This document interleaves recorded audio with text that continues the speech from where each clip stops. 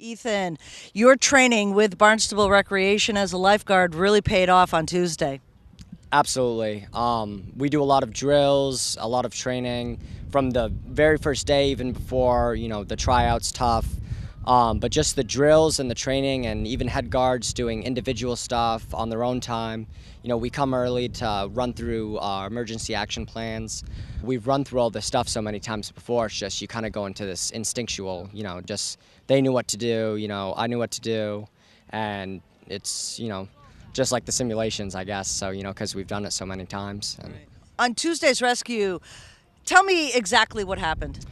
So I was in the afternoon, say around 3:30. I was in the tower, and I'm doing a scan of the beach. The two boys were still in the water, and now a third girl had joined them.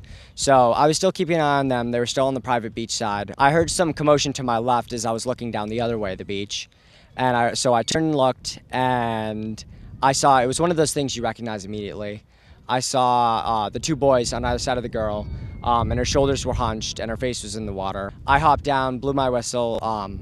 I went for a waterfront rescue because they were still in the water, but the distance was large enough between my tower and the private beach that it was, by the time I got there, they'd already had her on the beach. As I slid in, a patron started with compressions and CPR.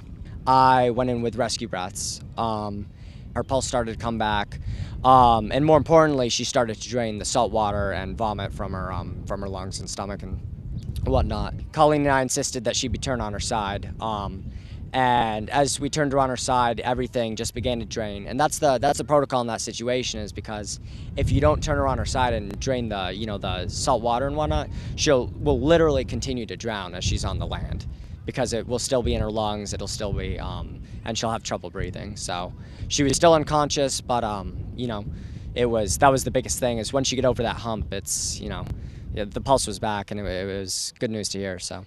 We do this job, and we're trained to do it, and there's so many other parts that factor into it. There's, it's from Patty all the way down, John, Tim, the supervisors, the head guards, the other lifeguards who are involved, so it's really, truly a group effort. It's from everyone involved, and that goes way back to the first day of the lifeguarding course.